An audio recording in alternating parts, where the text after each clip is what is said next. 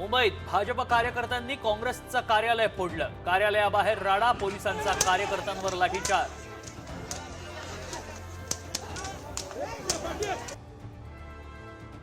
संसद परिसरात भाजप खासदार प्रताप सारंगी जखमी। राहुल गांधींनी धक्का दिल्याचा सारंगींचा आरोप।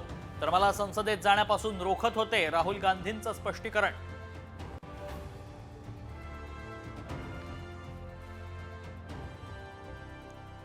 मुंबईत सीएसएमटी स्थानकाबाहेर प्रकाश आंबेडकरांच्या नेतृत्वात आंदोलन। अमित शहांच्या वक्तव्याचा वंचितकडून निषेध।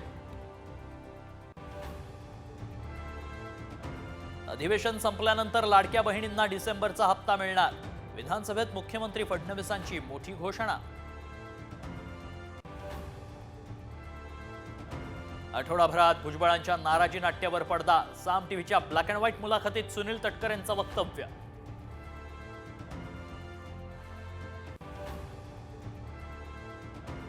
राम शिंदे निवडून आले असते तर गिरीश महाजनांचं मंत्रिपद गेलं असतं। सभापती झाल्यानंतर शिंदेंचं अभिनंदन करताना अजित पवारांची महाजनांवर टोलेबाजी।